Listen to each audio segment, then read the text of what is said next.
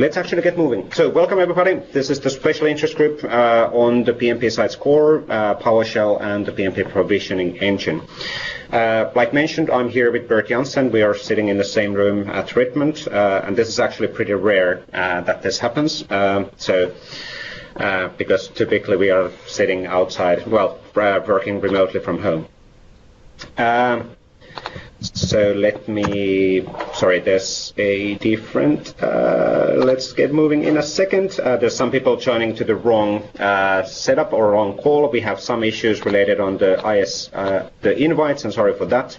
That has been updated on the site, so that should be good. But let's actually get moving on the right discussion, because there's two ongoing calls right now.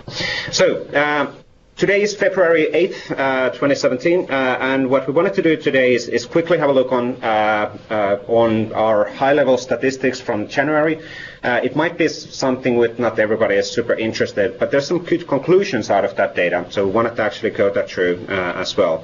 Before we go there, quickly explaining, SharePoint PnP is owned by SharePoint Engineering. So me personally, I sit within I work in a team who is responsible of all of the APIs and development stories within the SharePoint. And we do own the PnP, but we work together with community MVPs and non-MVPs on the PnP open source elements and components, which we then provide for everybody to consume. There's code samples, guidance documentations, community goals, themes are on SharePoint Framework add-ins, Graph, Office 365 API development. This particular call is really around the PnP core component and the PowerShell, so really concentrating those different aspects. There is a separate special interest group calls for SharePoint Framework, so if you're more into that client-side development and the SharePoint Framework, which will go pretty soon to GA, that's a separate bi-weekly call as well. So for this particular call, what we wanted to do is really do a quick lookup on the PnP usage and conclusions. And these are actually slides which we went through with our SharePoint Engineering senior leadership yesterday in our steering meeting to kind of show how people are using the PnP or how people are using samples in general in SharePoint, and we drew some conclusions out of it as well. And we wanted to have full transparency with everybody who's using PnP stuff, so just walking through some of those things with you as well. Feel free to ask any questions as we move along. And then on the second part of the call, we will have two demos. So there's a demo around PnP provisioning engine refactoring by Paolo. Paolo is going to actually walk through some slides and explaining why we're doing this and what's the objectives of doing so. And then there's a demo on the latest PnP PowerShell changes done by the father of the PnP PowerShell, sorry Irvin, Irvin van Hoonen, or Mr. Van, like we call him internally or in the team, Mr. Van. Good, and sorry Irvin for leaking that one out as well. But let's actually move on the thing. So yesterday we had a PnP steering group meeting with the SharePoint Engineering senior leadership, and these are the slides which we went through there, just sharing with this openly and getting it recorded as well, so people can actually have a look on what has happened within the last quarter, mainly. Well, this is few months, 1 month more than one quarter. But obviously we are tracking quite detailed what's happening from a PnP and in general on a SharePoint community side. And what we have been doing, how things are improving, how much people are watching our videos, how much people are using our components across tenants. I will go through this relatively fast so that we have time for the PowerShell and the engine discussions as well, but just giving you some insights on the statistics what we are collecting. On the YouTube site, we have released 49 videos during the past few months, and the overall watch time during these months is 229,000 minutes, which is pretty impressive. The SharePoint Framework Tutorial 1, which is explaining how to get started on SharePoint Framework, is the #1 video with 24,000 watch time minutes, which is pretty cool. The numbers are pretty impressive. On the MSDN site, we have released a few articles around the the modern site and list customization story. We do know that that's not necessarily sufficient for all of the business requirements what people might be having, and we in SharePoint Engineering also are improving those capabilities in the future. But that's really the modern customizations, modern sites and list customization articles really boost up the PnP MSDN site usage, and it went up to 44% from September. On the devdevice.com, we've done 19 new weekly webcasts, 6 new blog posts, and 4 monthly releases, which are essentially always going back and looking what was happening in January, as an example, or the previous month. And then you can see what are the samples and changes, what has happened within the engine or in PowerShell or in the different other solutions in the PnP. The next monthly release will happen on this Friday. Most likely communications will go out on Monday. We have a monthly community call on next Tuesday. The reason why the communications will most likely be postponed for Monday is that we're traveling across the pretty hectic time zones again during weekends, so we might be running out of time. On the Skype business, obviously we've been having these bi-weekly calls and special interest group calls, and that's the participant rates for these are increasing all the time, which is pretty good for both SharePoint framework stuff and also the PnP core and PowerShell. On the GitHub, the numbers are growing quite fast as well, so we are up to 3,740 forks altogether with PnP repos, which actually makes the PnP, just the PnP main repo that has like 2,700 forks, when that's a number 8 in the overall repository size in Microsoft, which is pretty impressive. If we count all of the forks in the PnP, which is the 3,740, we're number 2 in overall list of Microsoft GitHub repos from a size perspective. If we just look on the forks, which is super cool. The PnP NuGet downloads is up to 68,000 or 48%. Unique visitors up to 28%. Merge pull requests 25%. Overall, there's 247 unique contributors across the repos, and we have more than 10,000 contributions. Contributions essentially means individual commits in a GitHub. But we're tracking all of this obviously in a relatively detailed way, so we know how much we should be investing on this area in the future. And obviously we'll increase investments because numbers are looking extremely good. In January we had 1.3 billion HTTP requests going through the PnP core component and PnP PowerShell. And that's super impressive. So we increased that by 44% from December. So the growth is pretty huge. And then on the tenants usage, we're in 3,700 tenants, and on the core components for provisioning, we missed the 1,000 objective with the 2 tenants. So we had 998 tenants using our core provisioning engine. And then on the docs, there's 144 webcasts and communication presentations currently available, and then the PnP Partner Pack has been used in 133 tenants during previous months, which is pretty cool as well. Good. Some other kind of conclusions out of this data before we go to the demo section. So, like mentioned, I'll be relatively fast unless there's any questions on this one. So, the adding model, clearly, the usage of adding model and the core components and PnP PowerShell is increasing. We can see if you compare to August or September to January, the increase is relatively big. The December always goes slightly down because December is a holiday season. And we in the PnP, we are kind of over we are so big that the holiday season impacting the SharePoint Online in general is visible within our charts as well. But it's good to see the usage is growing, and that's no doubt our objective related on the PnP as well. Adoption across the world is growing as well, so we can actually see that the PnP PowerShell and the PnP core component usage is relatively big, and it's across the world as well. US is no doubt the number 1. If we would combine the Europe as a single country, which obviously it isn't, it would be pretty close 1-to-1 or close between the US. US is obviously a big country, so there's more tenants, as we can see from the charts. But it's nice to see that the PnP PowerShell and the core component is used, and the PnP stuff in general used across the world widely, which is pretty cool. On On-premises still very relevant. We're getting this feedback all the time in the issue lists and the discussions, and we can actually see the on-premises demand also in the NuGet packages and downloads. So 1/3 of the NuGet packages are downloaded for the on-premises, either SharePoint 2013 or SharePoint 2016. The SharePoint 2013 is no doubt bigger than SharePoint 2016. SharePoint 2016 is growing. But we do not have obviously detailed statistics from on-premises because we don't have access on those environments, which is absolutely understandable. The previous stats are coming from SharePoint Online, and because we are SharePoint Engineering, we actually are able to get that data out from SharePoint Online.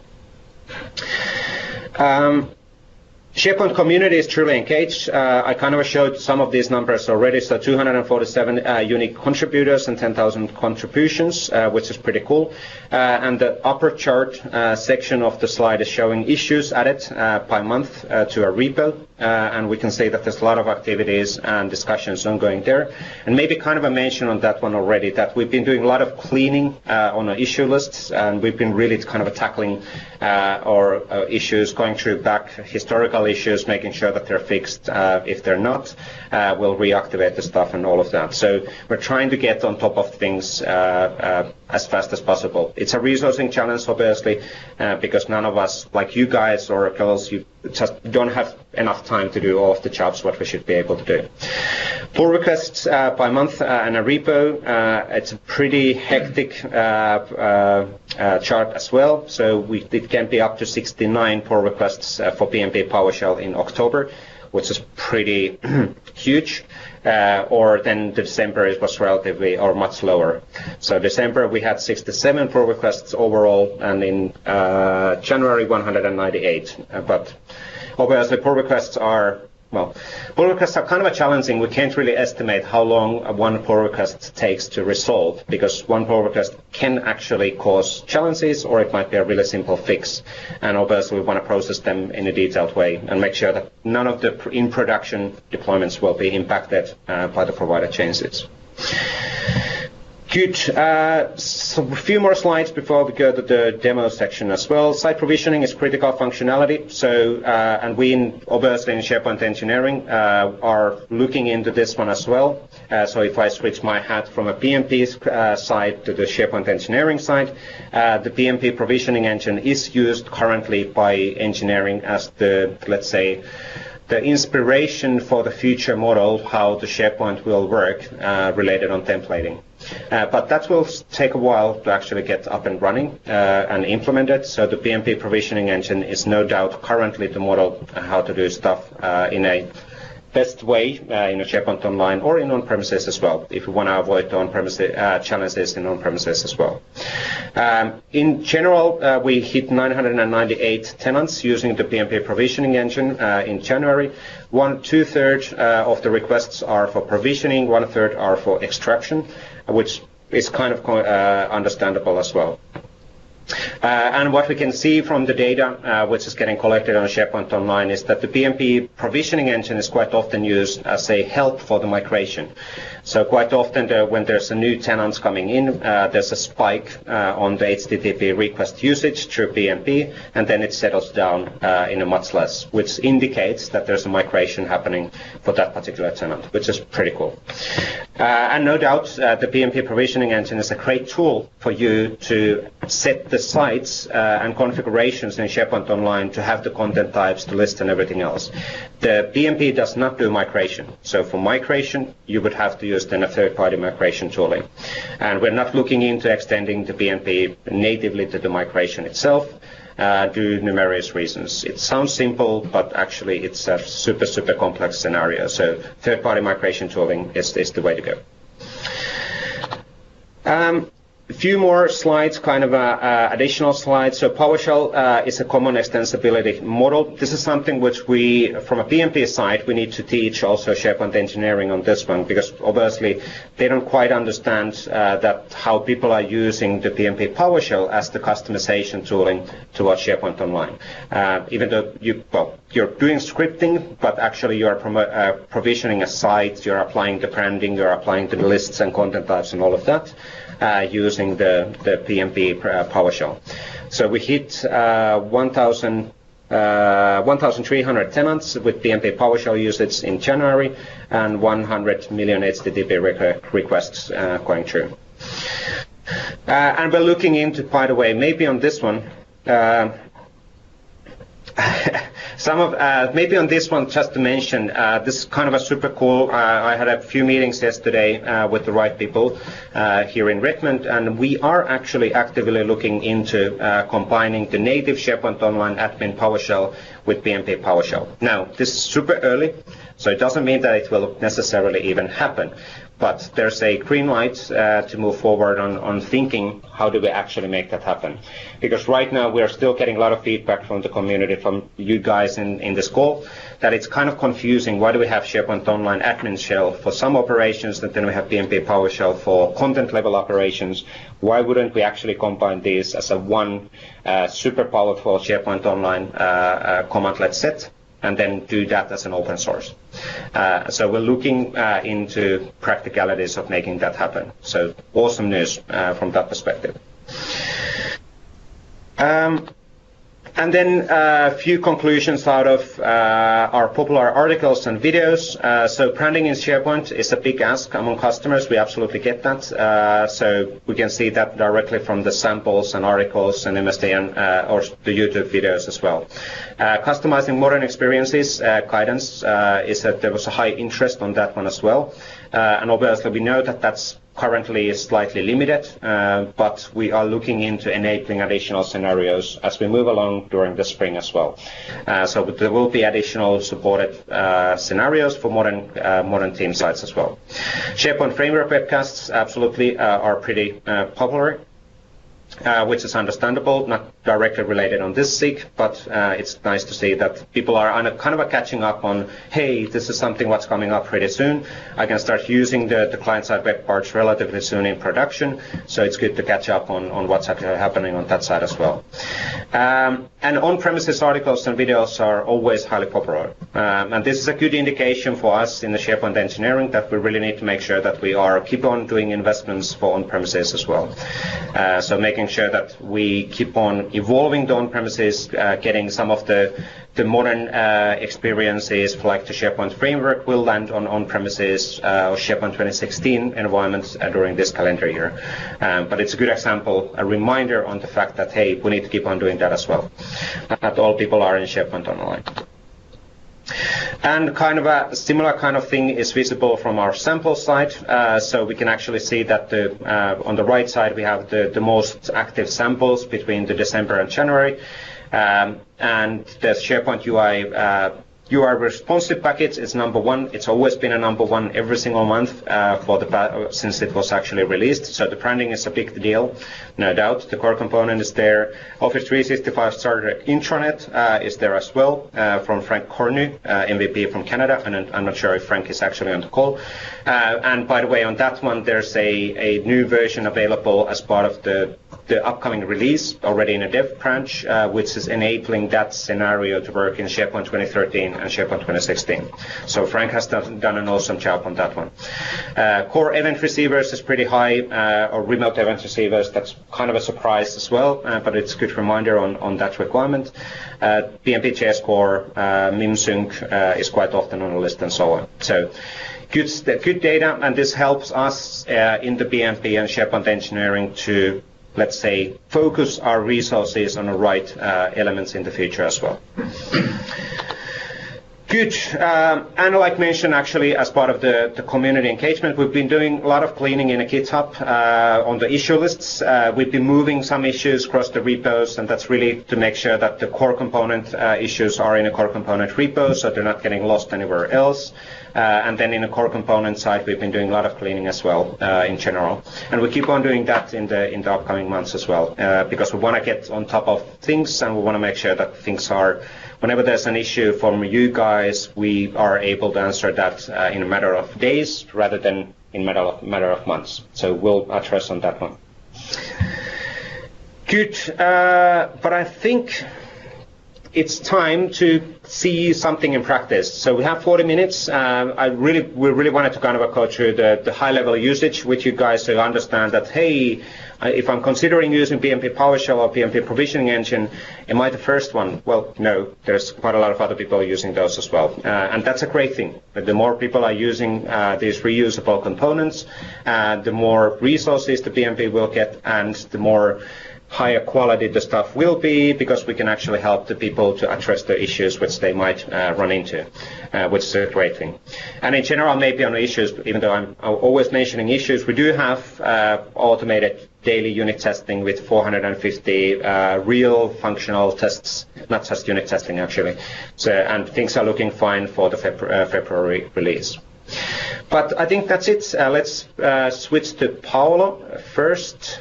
Unless we're thinking of switching. Yeah. Okay. So if I start, my story is a bit shorter.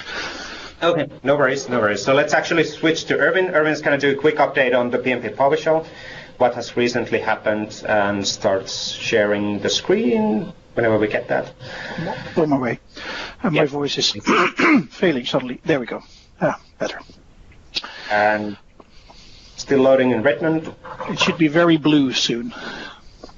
Okay. Oh, yeah. Yeah, I can imagine. And there we go. We got it. Take it away.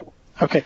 So I'm just going to talk you through a few of the latest additions that we have in our PowerShell library.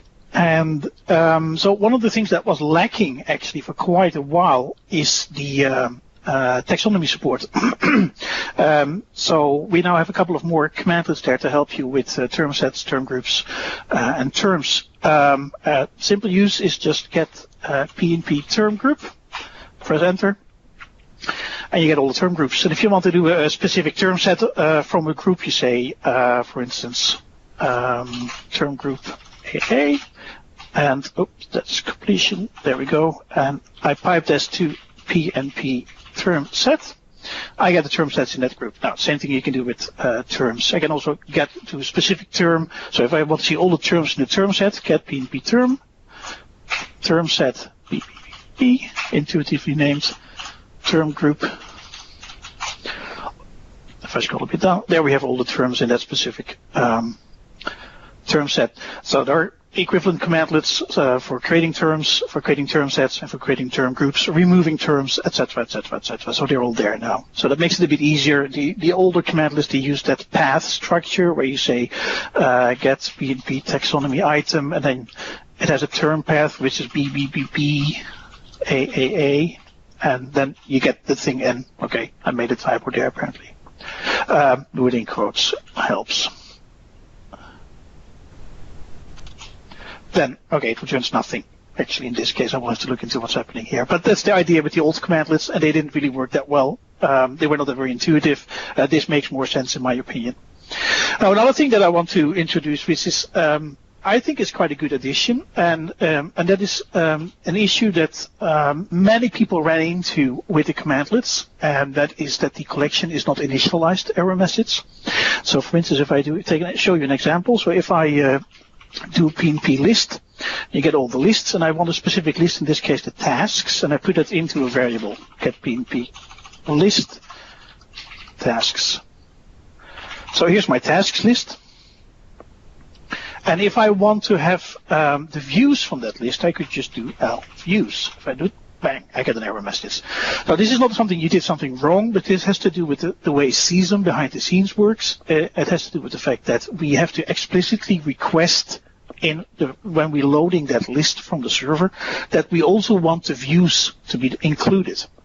But we don't know upfront what you want. So what we did is for a bunch of commandlets, not for every commandlet, but for those who are relevant, we now introduce an includes attribute or parameter. And this one is completion, has completion, so you can use tab in there. So if I go to the views, now this object will be loaded including the views. So now I can say $L views, and there is my views of that specific list. There are some caveats there. We go 2 levels deep because you can sometimes go indefinitely deep because, for instance, a list can have a parent, which is the web. The web can have another list collection, etc., etc. You can, there's no end to that. How many levels deep you can go? So we go two levels deep. Some of them only one level deep, depending a bit on the object. But the includes parameter is a very nice, I would say, addition to a bunch of the commandlets that there are, and we will be updating the help, obviously, to tell you that the commandlet supports that. So that's a really nice thing. And that's actually what it is for my. Yes, one more commandlet I want to show that has been written by Mikael Svensson from Norway, and he's very much into search, and he created a submit PnP search query commandlet. So if you do submit PnP search query, and you do a query and I write test, it will actually just execute the search to the server, and back comes the search result object for that you can use to consume and do things with. And this is a generic search query you're executing, and you can have a page result and etc. So this is quite a nice commandlet that is very useful to execute searches straight from PowerShell. Another last two commandlets that I want to show you is related to site closure. So there is a get PnP site closure, returns the status, and you can with set PnP site closure, can set a site to close, but there is no site policy.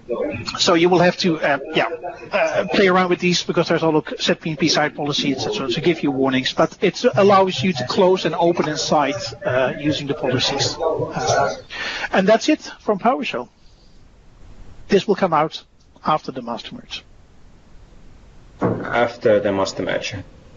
So yes, as part of the February release, yes, indeed. Yeah. So right now these are not in the latest version which is out, but after the February master merge, which will happen on Friday weekend, Monday will be the communications. All of this is out at that point. Any questions for Erwin on that one, just out of curiosity, if there's anybody who just has a question on this? This is super cool, by the way. So, and thanks for Mikael. The search thing is kind of like somebody put it in the, or Cholo put it in the Ion window. It's pretty sexy. Is that useful? Well, maybe there might be scenarios, but that's pretty cool.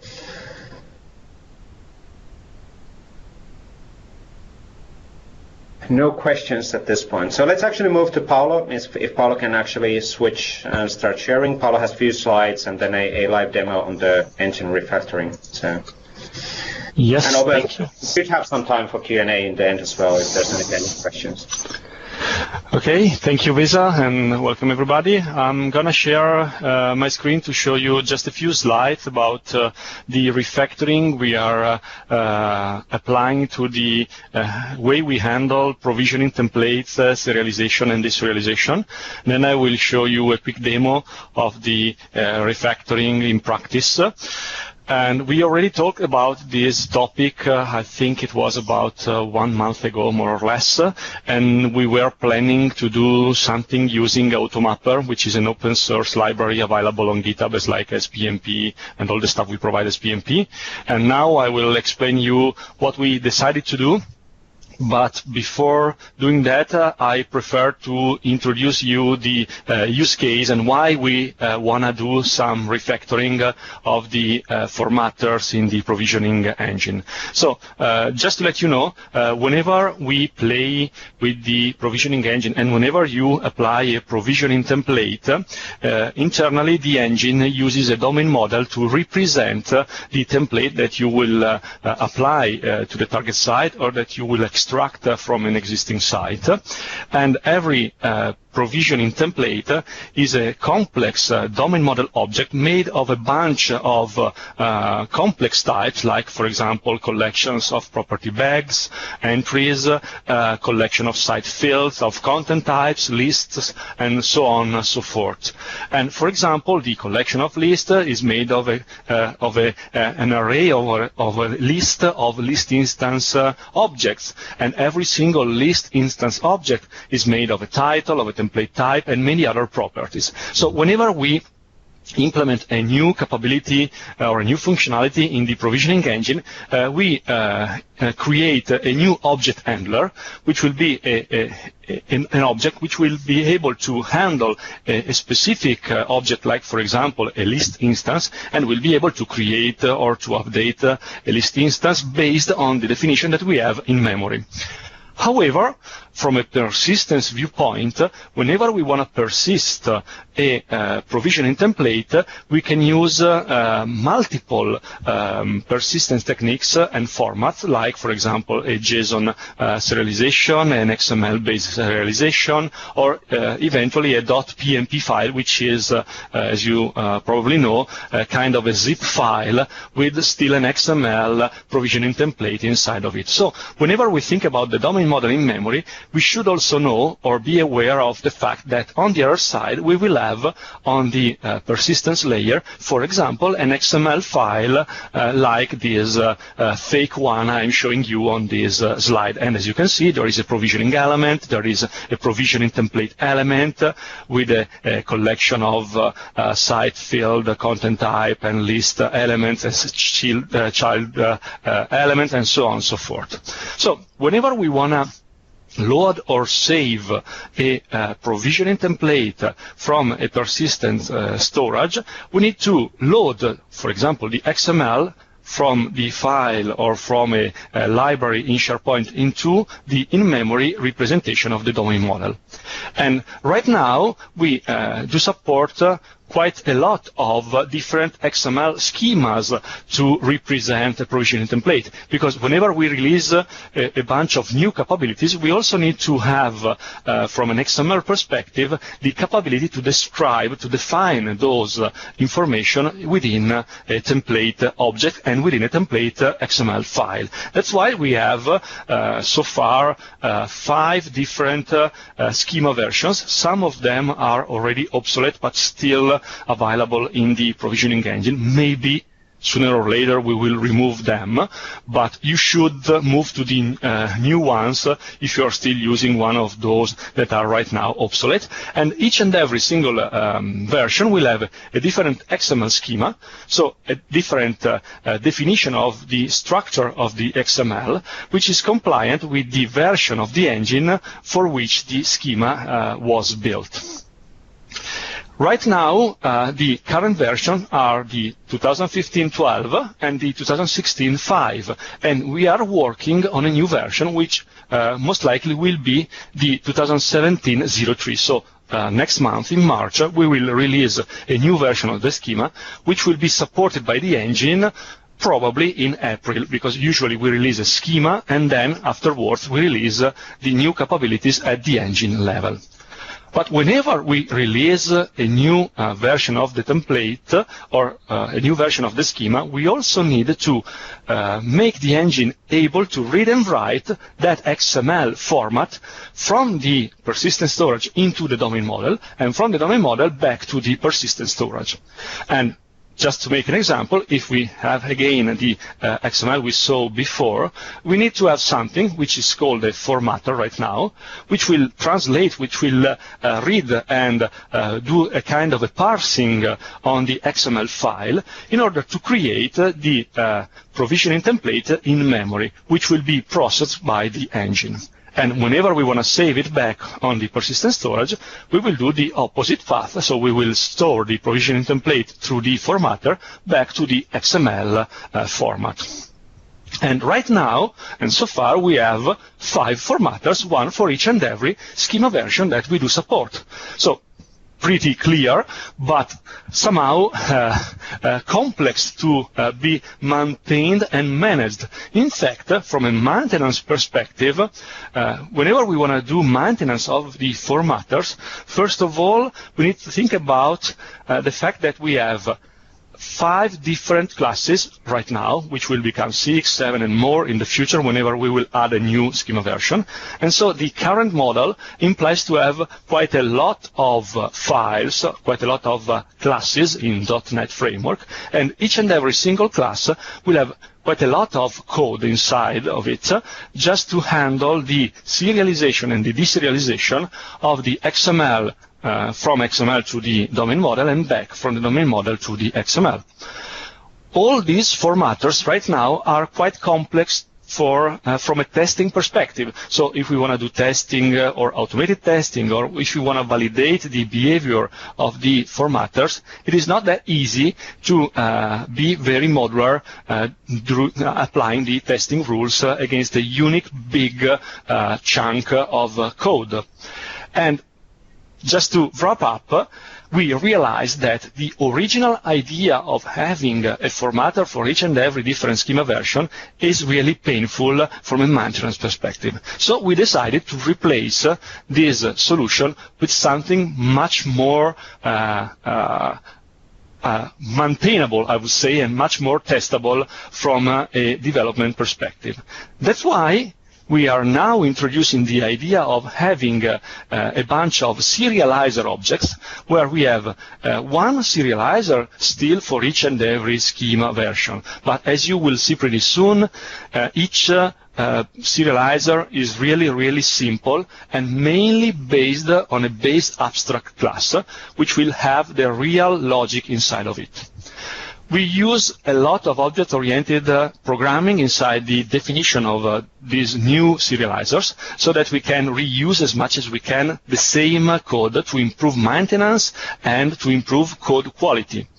And moreover, we are using a bunch of reflection to make it possible to have or to reuse the same syntax and the same code against different versions of the schemas, targeting, of course, the unique domain model that we have in memory. This approach allows us and will allow us to do proper testing and to be very modular while approaching the development and the maintenance of the serialization and deserializations of the template. At the very beginning, last month, we tried to use the AutoMapper engine, but I think I can say that, Vesa, we somehow failed using, and I failed because it was my choice to try to use the AutoMapper library, which is totally okay, and it is really good, but unfortunately, it doesn't work very well in the context we have, because we need to do mapping between one domain model, which is the one of the provisioning engine, and on the other side, multiple schema models, which can be eventually totally different from one schema to another, and so we can't simply rely on mapping objects based on the property names. But we need to do something more, and that's why we decided to create a kind of our own homemade PnP auto mapping engine, which will do the mapping keeping in account all the specific needs that we have in the provisioning engine of PnP. So, stop talking and let me move to the Visual Studio environment to show you what we did and to show you where we are so far. Just to be clear, what we are going to see right now will not be in the February release, but it will come out in the March release, ready to support the new schema. So we don't need and we don't have time to release this new refactoring by the end of this week. But to be fair, you don't really need it right now. Everybody will need it as soon as there will be a new version of the schema out there, because right now we already support properly all of the schema versions that are supported by the engine. Okay? So let me move to Visual Studio and let me show you what we have done. Here we have the solution of the PnP site score library, and within the framework folder under the provisioning section, I have the providers area, in which we have the JSON provider and the XML provider. All these challenges apply just and only to the XML serialization, okay? Because from a JSON perspective, it is much easier to handle the serialization and deserialization of different kinds of objects. But from an XML perspective, we need to support different schema versions. And that's why, right now, we already have all of the XSD files for all of the schemas that we support in the engine. And right now, we have all of the formatters I told you before.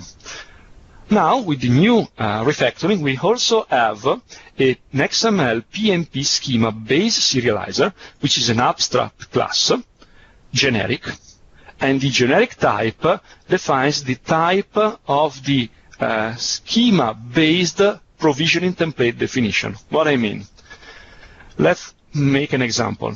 We have the schema 2016-05. Well, we also have a C# code file in which we have a provisioning type as well as a provisioning template type, which is exactly the counterpart from an XML perspective in the schema version 2016-05 of the provisioning template type that we have in the domain model. And the same happens for every single version of the schema, of the schemas that we support. So, whenever we want to play with the new serialization engine, we will start from a base class, which will have to be inherited by a concrete class, which will have to specify to provide the type of the XML provisioning template that it will be handled by that specific serializer. From a backward compatibility perspective, this new base serializer is completely backward compatible with the already existing architecture of the engine. So from an end user perspective, all of these refactorings will be completely transparent. Okay, so we will not break anything, hopefully. Okay, but that's our goal, and that's why it's not that easy to. It wasn't that easy to do all the refactoring. So we have a base class, which is an abstract class. We have a bunch of code inside this class which will be reused across every different version of the schemas that we want to support. For example, we can have a unique place in the base class in which we do the XML validation, so in which we do the validation of the XML file against the schema that relates to the specific version of the XML that we want to serialize and deserialize. We will have some code to do the processing of the input stream whenever we need to read a stream from the persistent storage and we want to convert it into a provisioning template. And so we have a bunch of code which will be reused and defined in a base abstract class.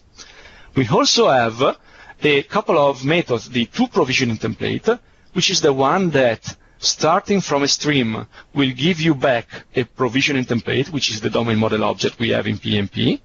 And you will also have the toFormatted template, which gets as an input the provisioning template, the in-memory domain model, and will give you back a stream that you can store in a persistent storage.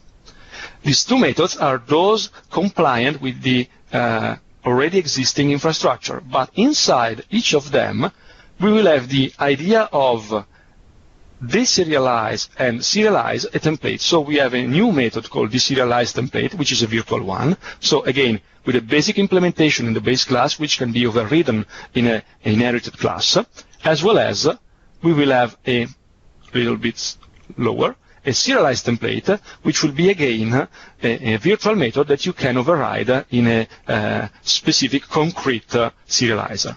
For example, for schema 2016-05, come on, okay, here it is. I inherit from the base abstract class I showed you. And then I say this guy handles the version 2016-05 provisioning template, which is the one I showed you before in the C# file automatically generated from the XSD file. So, within this serializer, have just a few lines of code just to define what is the XML schema to use for validation, what is the XML namespace, what is the XML namespace prefix, and basically nothing more than that. And if you like, just as an example, you can do the override of the previous methods just to add some custom logic in this specific version of the serializer. So whenever we will create a new version of the schema, we will simply have to create such kind of class, which is really easy and simple, and all the business logic will be inside the base class, which is way more better, of course. Within the base class, for example, let's have a look at the creation of a provisioning template in memory from a stream. We will have some basic plumbing here, for example, and then we will have the deserialize template method, which can be overridable, as I told you. Well, this method right now will use some reflection to go through all of the objects that we can define in the engine, implementing the PnP schema serializer interface. And this interface simply has a deserialize and a serialize method, which will allow you to get an object which will be the representation in memory of the XML, and it will give you back the template from a domain model perspective. Or you can serialize a template into an XML in-memory object, which can be then saved onto the persistent storage. So, for example, think about this template in which we have a bunch of information: the provisioning root element, the provisioning template, the property bag entries, and the list instances.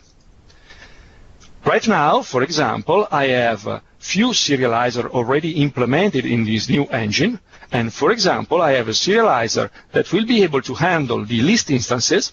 So whenever I will have to go through all of the list instance elements of this collection of lists, I will use a dedicated serializer dedicated to doing the deserialization and the serialization of the list instance objects, so that I will have a unique place to handle and to manage whenever I want to do testing, whenever I want to do maintenance related to the handling of list instances inside the template.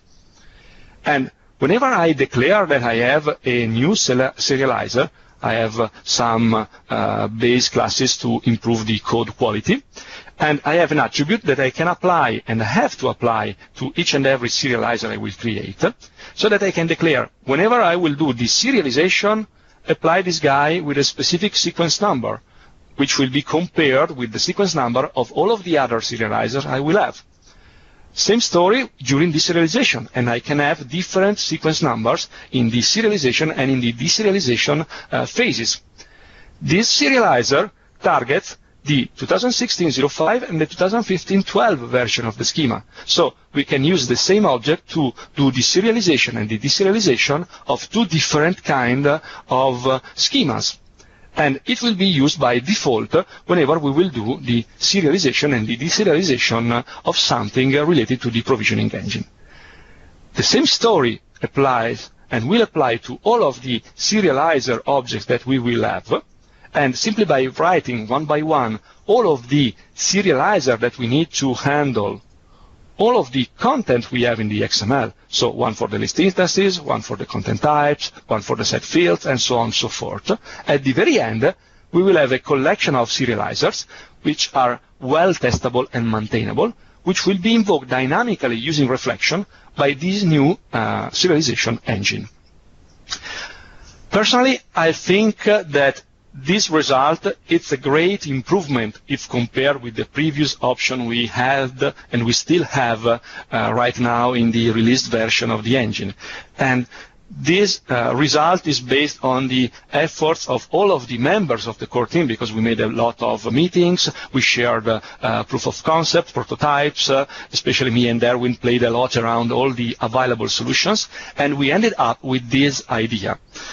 Of course, maybe you like it, maybe not. So that's why we are sharing with you in this special interest group the overall outcome, in order to know about your feedbacks, to know if you like it or not, and if you have any different proposal, and especially also if you have time availability to help us on writing all of the serializer. That would be very, very appreciated, because right now we will have to start writing about between 35 and 40 different serializers for all of the complex types that we want to handle with the provisioning engine. So, just you said if you have time to implement all of the serializers, we would be asking, helping us on building any of them or some of them. Yeah, absolutely, absolutely. Yeah, sorry, it was my fault.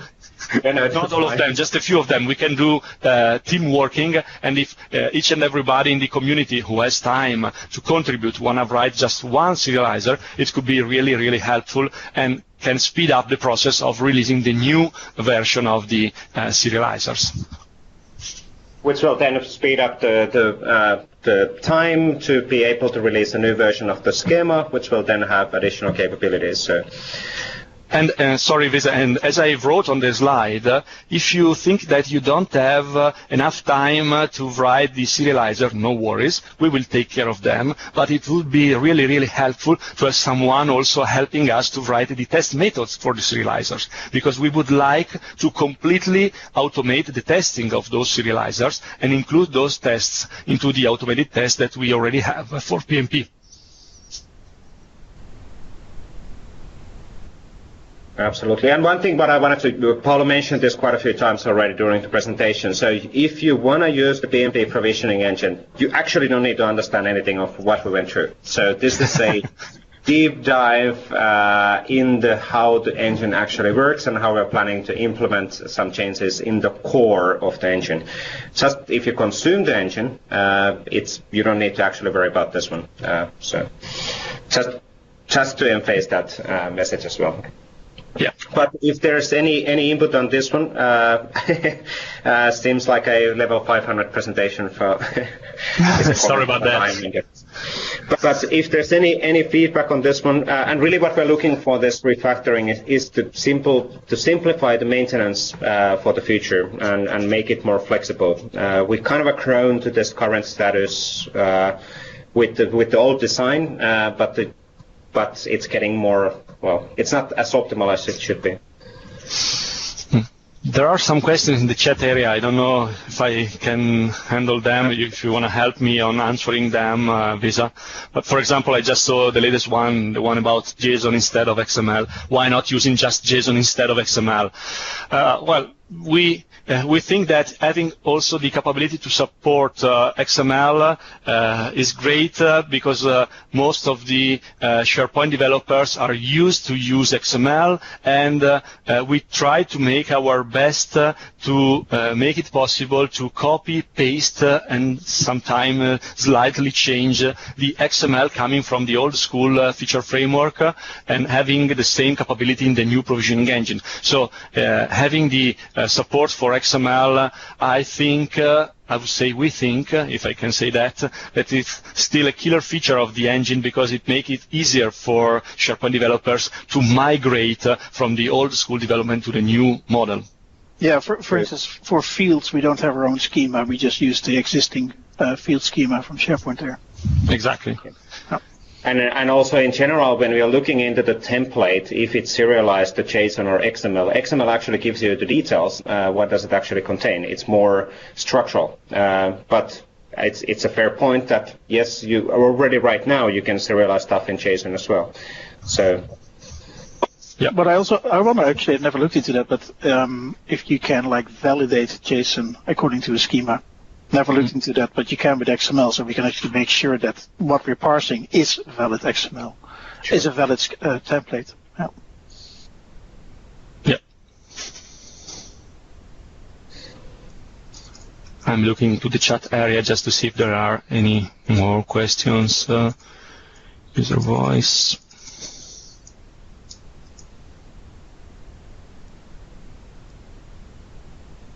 No, I don't see anything really crucial.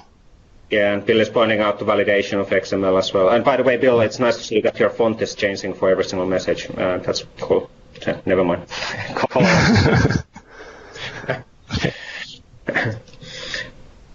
But anyway, so we'll keep on working on this refactoring of the engine. We'll get it, moving. Yes, Comic Sans for the room. We'll get it moving on the springtime, and this is really for making the engine more flexible for the future as well. Because yes, in the SharePoint Engineering, we are looking into creating similar kind of a recipe model for sites in the future, but it will take some time to actually get it up and running. And for the engineering to catch up what we have within the PnP engine. So that will take a long time. So good. But if we don't have any questions on this one, we can flip maybe back on the general Q&A. If there's any random questions on the core component, the PowerShell, or in general on SharePoint development, more than happy to help on those. from the audience. And if you want, you can absolutely flip to audio as well, if there's any input what you want to give. We have 6 minutes, not a massive amount of time, but still.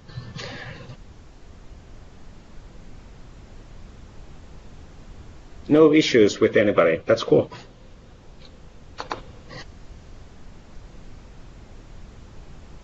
And in general, let's see if we get any questions on the Iron Window or in audio. But like mentioned, the February master merge will happen on Friday in a GitHub repos. Most likely the communications will go out on Monday because it's a surprisingly painful thing to get collected. And then on next Tuesday, we have the monthly community call where we go through everything what has happened within the past month. So what are the videos released, what are the MSDN articles released, and we will have some live demos over that there as well. More simplified demos, not a deep dive 500 level demos, and we're looking into what are we going to show that in that call still during this week. But if there's no kind of urgent questions or feedback, I think we can close up the call a few minutes earlier. That's absolutely fine. And if you have any issues, please use the GitHub issue list. If you have questions, we would prefer maybe to use the tech community for those, but especially if there's bugs or issues or you can't get the engine to work, just let us know. There was a 1,000 tenants using the PnP provisioning engine last month. And in general, Core and PowerShell is used in more than almost 4,000 tenants in a month. So I think we have a momentum. There's a lot of usage, which is great. And it's great to get the input from the community as well. So thank you, everybody, for joining. Thank you, everybody, for contributing again on this month. And let's keep up with let's work together for making things happen. So thank you, everybody. Cheers. Bye-bye.